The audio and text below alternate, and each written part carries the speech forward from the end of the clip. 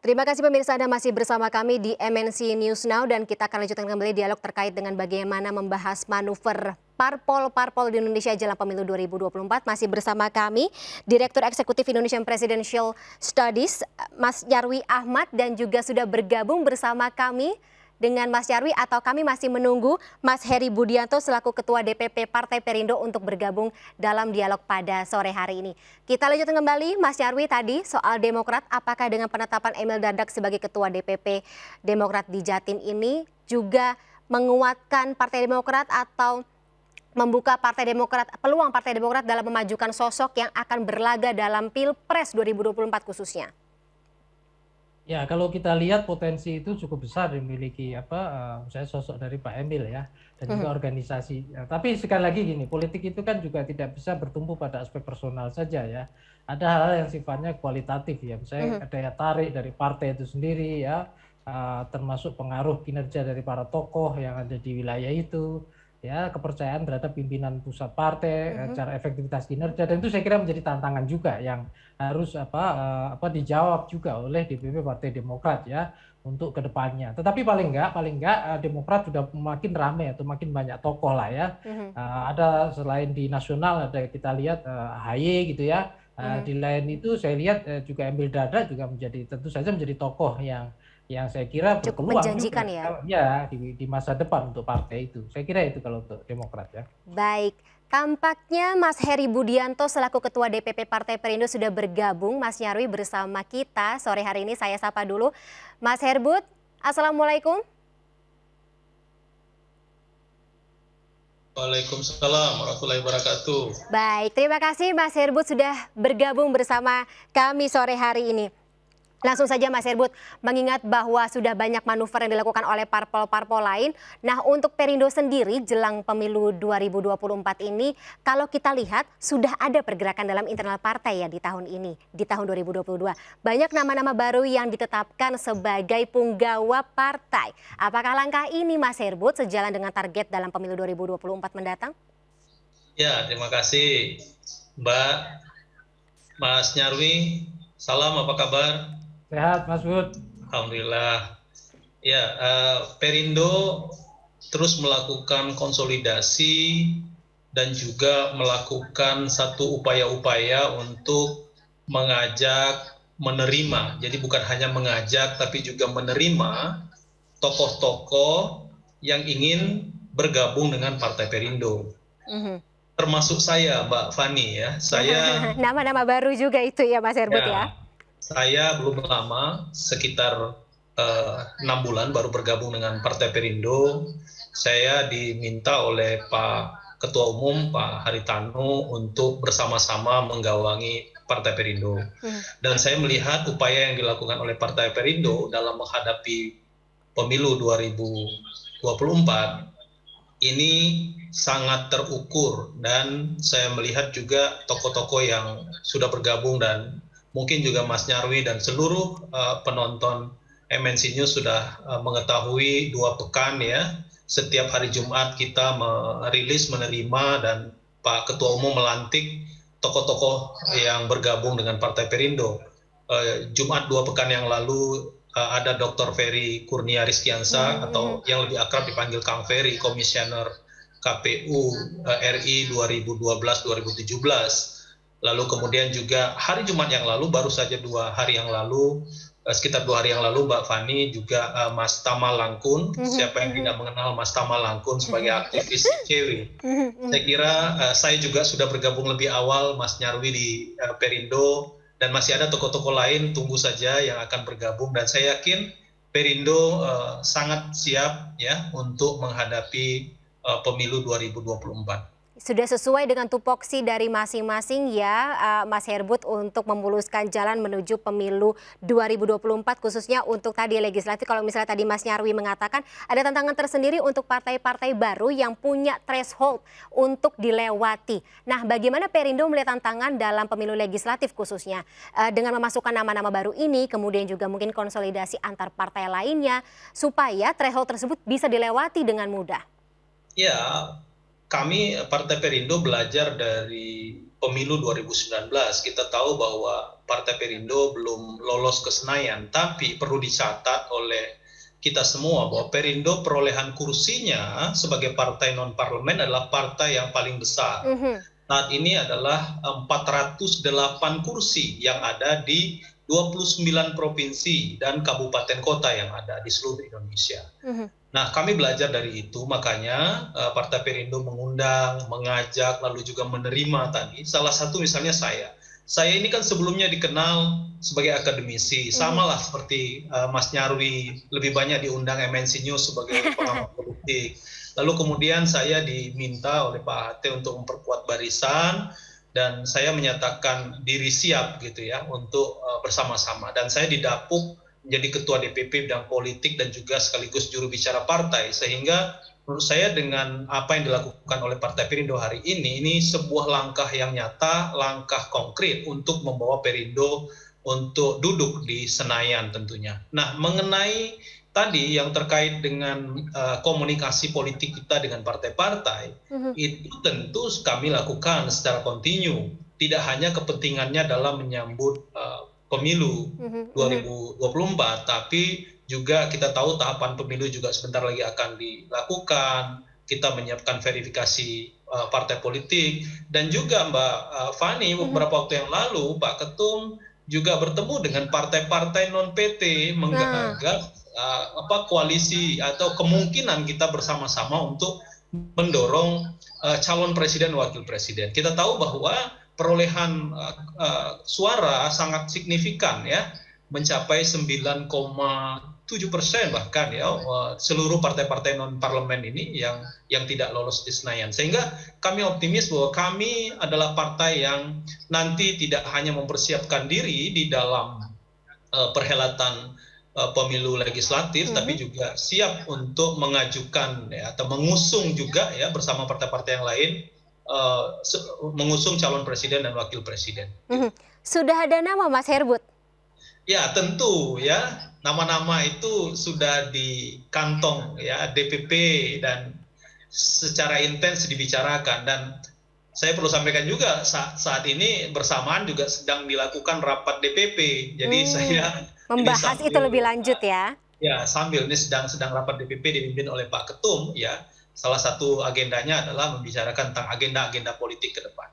Kita akan tunggu siapakah nama yang akan disebut atau diusung oleh Partai Perindo khususnya. Saya kembali lagi ke Mas Nyarwi. Mas Nyarwi, ini kalau misalnya Partai Perindo sendiri strateginya adalah menetapkan nama-nama atau mengajak nama-nama baru yang masuk ke dalam partai ini dari kalangan akademisi. Mas Nyarwi, apa analisa Anda melihat strategi dari pemenangan atau strategi pemenangan dari Partai Perindo ini? Kalau misalnya 2019 atau sebelum 2019 ini lebih banyak sosok artis, sekarang sosok akademisi lagi banyak ditarik oleh partai. Ya, saya kira banyak jenis tokoh yang ada di dalam masyarakat kita ya. Yang selama ini kan kalau orang anggap populer mungkin termasuk artis ya. Akademisi itu juga tokoh, jangan salah ya Fani ya. Paling enggak seperti Bung Heri ini pasti kan muridnya berapa kalau dijumlah banyak gitu, ya. Belum karyanya yang baca siapa saja itu kan pasti banyak. Belum fan-nya juga banyak juga.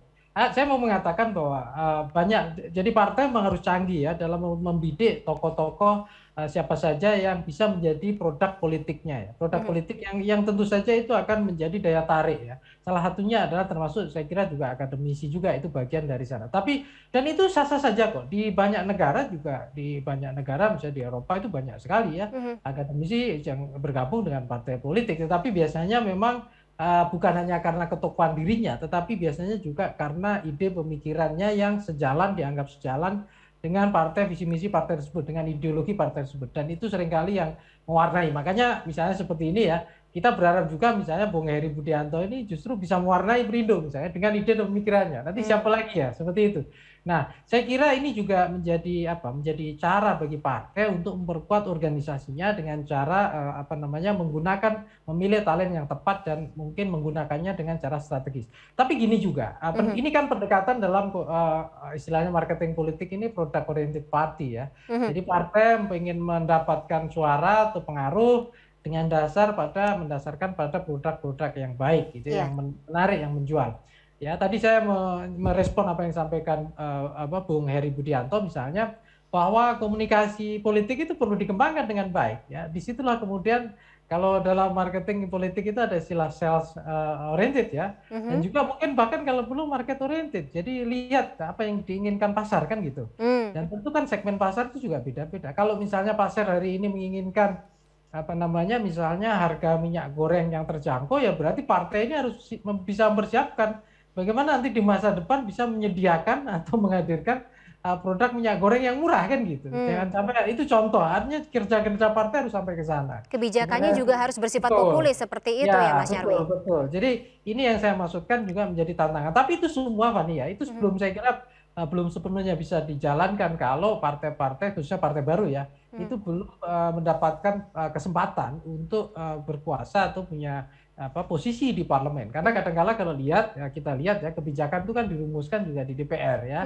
Di DPR kemudian juga melibatkan eksekutif juga. Dan saya kira salah satu ya hal yang terkait dengan peran partai di sini itu ya fungsi salah satunya ya merespon kebutuhan publik ya, kalau teori klasik mengatakan sebagai agregasi, artikulasi. Tapi yang terbaru kan juga menginginkan bukan hanya itu, yaitu melayani apa yang diinginkan publik, memenuhi apa yang diharapkan, termasuk mempermudah layanan-layanan dan keinginan publik, bahkan berikan solusi atas apa yang sekarang ini dihadapi publik.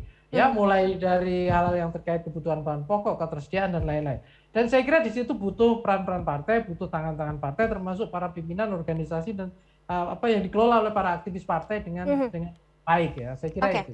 Oke, Mas Nyarwi, sekaligus juga ini pertanyaan untuk Mas Herbut juga, kalau kita melihat ada fenomena yang muncul beberapa waktu belakangan gitu, masih terkait dengan jelang pemilu 2024 adalah adanya transfer pemain antar partai. Kalau Mas Nyarwi lihat sendiri, ini transfer pemain antar partai ini lazimkah dilakukan ketika beberapa tahun jelang pemilu 2024, dan apakah kelaziman tersebut hanya di partai-partai katakanlah yang sudah ada kursi di DPR atau partai-partai dengan kekuatan lumbung suara yang sudah besar, atau bisa saja terjadi di partai-partai yang saat ini memang tadi seperti kata Mas Nyarwi dan juga yang merupakan tantangan dari Partai Perindo atau partai-partai seperti Partai Perindo yang punya tantangan dalam melewati threshold tersebut, itu bisa terjadi? Ya, kalau pada aspek transfer pemain ya, saya kira ini bukan fenomena baru dalam partai politik Indonesia. Kita sudah melihat itu ya. Ada orang yang mengatakan itu bagian dari faksionalisasi. Dulu misalnya dari Golkar pecah-pecah ya, dari beberapa tokoh partai lain. Tetapi yang saya mau katakan, transfer pemain ini hal yang kadang-kala kalau kita lihat dari sisi ideologis, mungkin persoalan etis bisa jadi diskusi ya. Etik tidak, misalnya berpindah-pindah partai hanya untuk memenuhi kepentingan saja atau nafsu keinginan saja gitu. Itu isu etis bisa kita perdebatkan. Tapi dari sisi taktik strategi organisasi partai tentu pengen survive. Politisi juga sama pengen survive kan gitu. Anything I will do to survive. Partai yang tepat gitu ya. Betul, partai yang tepat juga untuk bisa mewujudkan visi, misi, keinginan, cita-citanya, sama juga partai juga. Kalau itu ketemu, nah disitulah kemudian proses migrasi atau transfer akan terjadi. Tetapi gini Fani, sebenarnya yang jadi tantangan adalah ada dua di sini. Kalau misalnya partai itu punya daya tarik, saya kira tidak takut juga ya partai-partai misalnya yang sudah mapan, pemainnya hilang atau pindah ya. Artinya dia bisa menata organisasi dengan baik. Tetapi kalau misalnya tidak bisa mengelola itu ya ada kemungkinan juga tokoh-tokoh itu akan enggan ya berpindah. Walaupun suatu saat bisa kembali lagi. Nah, terutama untuk politisi itu mungkin kendalanya adalah kalau dia misalnya punya daya tarik yang punya kuat, bahkan punya posisi yang sangat strategis, mungkin mudah bagi dia ya untuk pilih partai atau menentukan. Tetapi kalau enggak ya saya kira dia perlu menunjukkan komitmennya dengan baik ya pada satu partai yang menjadi referensi atau apa yang dia perjuangkan. Dan fenomena ini sudah sering kali terjadi. Yang nggak kita sadari salah satunya pilkada. Pilkada itu transfernya antar pemain dalam pilkada itu udah ramai dari duluan, pindah partai dan seterusnya. Tapi kita sering kurang memperhatikan itu. Ya. Nah, bicara mengenai transfer pemain tersebut nih, apakah Partai Perindo melihat dinamika yang terjadi dalam beberapa waktu belakangan jelang pemilu 2024 ini juga mempengaruhi target dari Partai Perindo untuk legislatif atau pileg maupun juga pilpres? Mengingat kita juga punya dua narasi yang saat ini sedang beredar, Mas Herbut, tunda pemilu dengan yang masih tetap ingin melaksanakan pemilu atau pemilu dilaksanakan sesuai dengan konstitusional. Apa pendapat Mas Herbut dan juga bagaimana posisi dari Partai Perindo mengenai isu ini? Ya, kalau tadi soal transfer politisi ya, tadi udah dijelaskan oleh Mas Nyarwi, ada banyak faktor, ada banyak alasan. Ya, dan partai politik pun itu memiliki mekanisme untuk mengajak tokoh-tokoh, para politisi, ya. Kalau saya bicara tentang tokoh-tokoh, tentu belum tentu yang politisi juga, kan? Dari akademisi, dari para aktivis. Yang dilakukan oleh Partai Perindo saat ini adalah bukan transfer pemain, jadi justru yang lebih banyak adalah mengajak bergabung para aktivis, para akademisi bergabung ke dalam Partai Perindo. Nah, saya kira upaya-upaya seperti ini justru sangat bagus karena kan selama ini para akademisi, para aktivis tidak mendapatkan tempat ya di partai-partai yang sudah ada. Kalaupun sudah ada, misalnya partai-partai yang ada di Senayan, tentu ya tidak semudah apa yang dilakukan, yang kita pikirkan begitu ya. Karena memang partai-partai kita tahu saat ini juga tidak lepas dari oligarki misalnya. Ini Mas Nyarwi sangat paham yang hal-hal yang jadi tidak mudah orang kemudian masuk bergabung dengan partai lalu diberikan ruang itu. Dan itu tidak berlaku bagi Perindo. Perindo mengundang kami dan saya merasakan bahwa saya diberikan ruang yang sangat luas untuk membawa gagasan-gagasan Perindo ini kemudian disosialisasikan kepada masyarakat. Ada budaya yang berbeda begitu ya Mas Herbut antara partai yang sudah lebih dulu ada dengan partai baru. Persis, langkah yang dilakukan Partai Perindo pun sangat nyata. Kami membuka keran, membuka peluang seluas-luasnya pada anak bangsa dengan melakukan rekrutmen caleg melalui konvensi rakyat yang sudah kami launching 25 November yang lalu. Kami mengundang seluruh masyarakat untuk ikut yang selama ini misalnya dalam memenuhi kebutuhan caleg, partai-partai kan tidak terbuka seperti apa dilakukan oleh Partai Perindo, melakukan konvensi rakyat dan kita menggunakan basis teknologi. Dan kita kemudian mengatakan bahwa Perindo adalah partai yang mengusung demokrasi digital hari ini. Dengan apa? Dengan memberikan ruang kepada anak bangsa melalui perangkat-perangkat internet, melalui perangkat digital yang kami miliki, misalnya melalui konvensirakyat.com, kita memberikan ruang dan sampai hari ini ya sangat menggembirakan ya yang ikut ya mendaftar di semua tingkatan di konvensi rakyat mulai dari caleg kabupaten kota maupun provinsi bahkan RI itu hampir 1.000 sudah yang masuk. Artinya apa? Animo masyarakat untuk masuk ke partai politik cukup besar dan itu tidak melulu mereka adalah kader-kader partai lain tapi bahkan anak-anak bangsa yang selama ini juga memiliki belum pernah bergabung ya politik, tapi tidak diberikan ruang yang luas oleh partai dan Perindo menjawab itu. Lagi-lagi ada budaya yang berbeda antara partai-partai yang sudah lama atau sudah lebih lama hadir di pesta politik Indonesia dengan partai-partai baru dengan keuntungan-keuntungan berbau digitalisasi yang saat ini juga biasanya sudah dilakukan gitu oleh milenial dan juga generasi Z yang merupakan pangsa pasar partai-partai baru seperti itu ya Mas Herbut dan juga Mas Nyarwi. Baik, karena durasi sangat sempit Bapak-bapak kita harus sudahi dulu dialog kita pada sore hari ini. Kita harapkan agar dinamika ini akan semakin panas tentunya ke pemilu 2024 dan mungkin ketika nanti semakin banyak orang-orang yang tertarik untuk ikut pesta demokrasi pemilu 2024 benar-benar akan dilaksanakan dan kita akan menghadapi pesta demokrasi tersebut dengan lebih legowo dan juga tentunya sesuai dengan konstitusi yang ada di Indonesia. Terima kasih sekali lagi Bapak-bapak, Mas Nyarwi dan juga Mas Herbut atas waktunya. Sehat selalu. Terima kasih sekali lagi, sampai jumpa. Nah pemirsa, kami akan segera kembali dengan informasi lainnya sesaat lagi di MNC News Now.